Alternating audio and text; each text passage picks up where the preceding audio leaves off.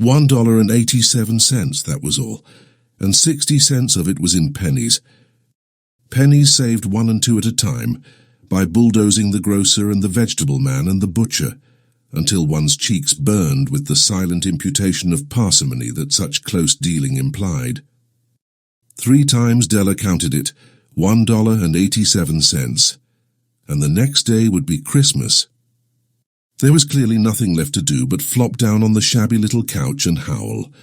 So Della did it, which instigates the moral reflection that life is made up of sobs, sniffles and smiles, with sniffles predominating. While the mistress of the home is gradually subsiding from the first stage to the second, take a look at the home. A furnished flat at $8 per week. It did not exactly beg a description, but it certainly had that word on the lookout for the mendicancy squad. In the vestibule below was a letterbox into which no letter would go, and an electric button from which no mortal finger could coax a ring. Also appertaining thereunto was a card bearing the name Mr. James Dillingham Young.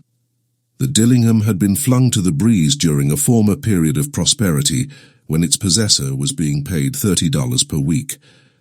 Now when the income was shrunk to $20, the letters of Dillingham looked blurred, as though they were thinking seriously of contracting to a modest and unassuming D. But whenever Mr. James Dillingham Young came home and reached his flat above, he was called Jim, and greatly hugged by Mrs. James Dillingham Young, already introduced to you as Della, which is all very good. Della finished her cry and attended to her cheeks with the powder rag. She stood by the window and looked out dully at a grey cat walking a grey fence in a grey backyard. Tomorrow would be Christmas Day, and she had only $1.87 with which to buy Jim a present. She had been saving every penny she could for months with this result. $20 a week doesn't go far. Expenses had been greater than she had calculated. They always are. Only $1.87 to buy a present for Jim. Her Jim. Many a happy hour she had spent planning for something nice for him. Something fine and rare and sterling. Something just a little bit near to being worthy of the honor of being owned by Jim. There was a pier glass between the windows of the room. Perhaps you have seen a pier glass in an $8 bat. A very thin and very agile person may, by observing his reflection in a rapid sequence of longitudinal strips, obtain a fairly accurate conception of his looks. Della, being slender, had mastered the art. Suddenly she whirled from the window and stood before the glass. Her eyes were shining brilliantly, but her face had lost its color within 20 seconds. Rapidly she pulled down her hair and let it fall to its full length. Now there were 2 possessions of the James Dillingham Youngs, in which they both took a mighty pride. One was Jim's gold watch that had been his father's and his grandfather's. The other was Della's hair. Had the Queen of Sheba lived in the flat across the airshaft, Della would have let her hair hang out of the window some day to dry, just to depreciate Her Majesty's jewels and gifts. Had King Solomon been the janitor, with all his treasures piled up in the basement, Jim would have pulled out his watch every time he passed, just to see him pluck at his beard from envy. So now Della's beautiful hair fell about her, rippling and shining like a cascade of brown waters. It reached below her knee and made itself almost a garment for her, and then she did it up again nervously and quickly. Once she faltered for a minute and stood still, while a tear or two splashed on the worn red carpet. On went her old brown jacket, on went her old brown hat. With a whirl of skirts, and with the brilliant sparkle still in her eyes, she cluttered out of the door and down the stairs to the street. Where she stopped, the sign read, Madame Sofronie, hair goods of all kinds. 1/8 up Della ran and collected herself, panting. Madame, large, too white, chilly, hardly looked the Sofronie. "Will you buy my hair?" asked Della. "I buy hair," said Madame. "Take your hat off and let's have a sight at the looks of it." Down rippled the brown cascade. $20, said Madame, lifting the mass with a practised hand. "Give it to me quick," said Della. Oh, and the next 2 hours tripped by on rosy wings. Forget the hashed metaphor. She was ransacking the stores for Jim's present. She found it at last. It surely had been made for Jim and no one else. There was no other like it in any of the stores, and she had turned all of them inside out. It was a platinum fob chain, simple and chaste in design, properly proclaiming its value by substance alone, and not by meretricious ornamentation, as all good things should do. It was even worthy of the watch. As soon as she saw it, she knew that it must be Jim's. It was like him. Quietness and value. The description applied to both. $21 they took from her for it, and she hurried home with the 78 cents. With that chain on his watch, Jim might be properly anxious about the time in any company. Grand as the watch was, he sometimes looked at it on the sly on account of the old leather strap that he used in place of a chain. When Della reached home, her intoxication gave way a little to prudence and reason. She got out her curling irons and lighted the gas, and went to work repairing the ravages made by generosity added to love, which is always a tremendous task, dear friends, a mammoth task.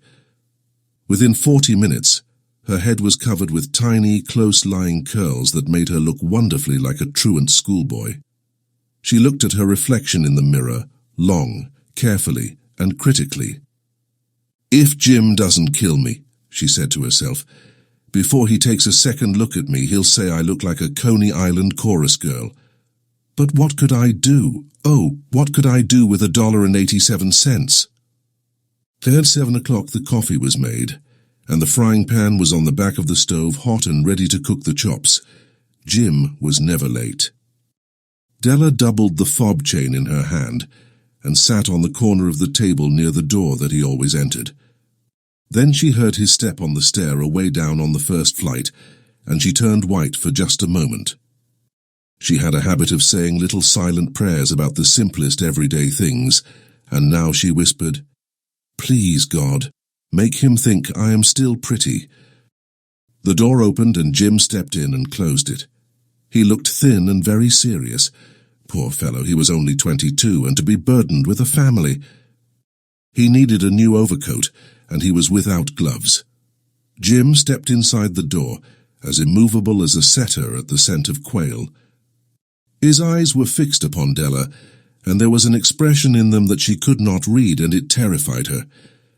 It was not anger, nor surprise, nor disapproval, nor horror, nor any of the sentiments that she had been prepared for. He simply stared at her fixedly with that peculiar expression on his face. Della wriggled off the table and went for him.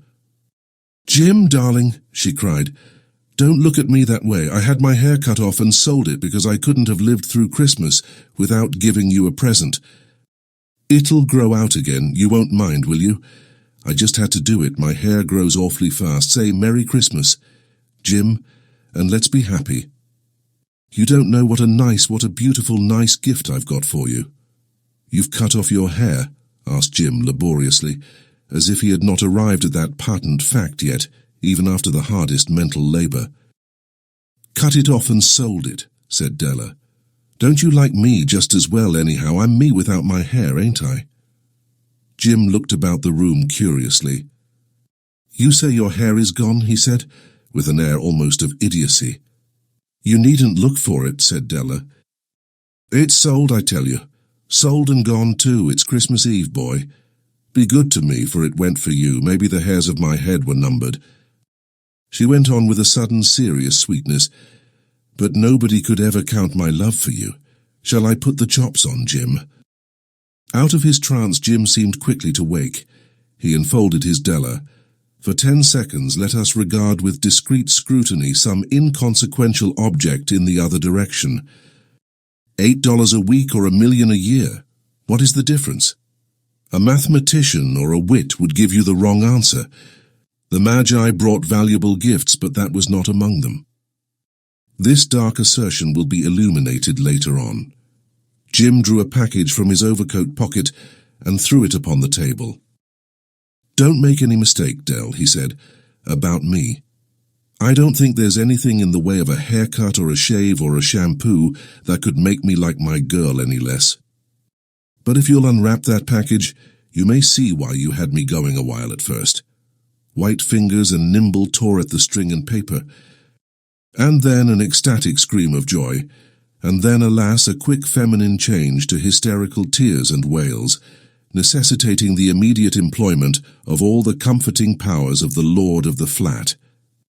For there lay the combs, the set of combs side and back that Della had worshipped for long in a Broadway window.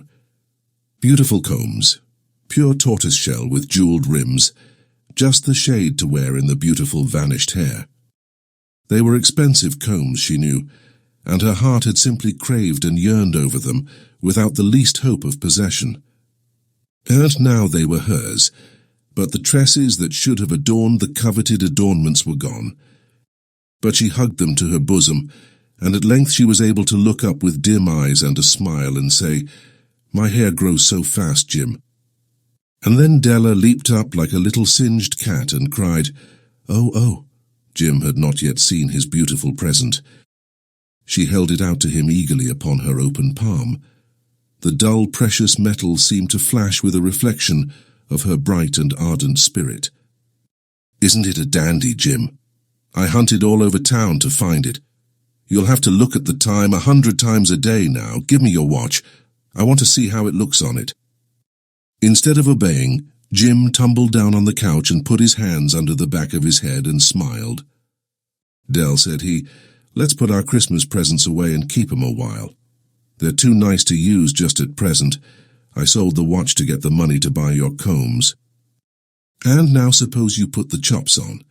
The Magi, as you know, were wise men, wonderfully wise men who brought gifts to the babe in the manger. They invented the art of giving Christmas presents. Being wise, their gifts were no doubt wise ones, possibly bearing the privilege of exchange in case of duplication. And here I have lamely related to you the uneventful chronicle of 2 foolish children in a flat who most unwisely sacrificed for each other the greatest treasures of their house. But in a last word to the wise of these days, let it be said that of all who give gifts, these 2 were the wisest. Of all who give and receive gifts, such as they are wisest, everywhere they are wisest, they are the Magi.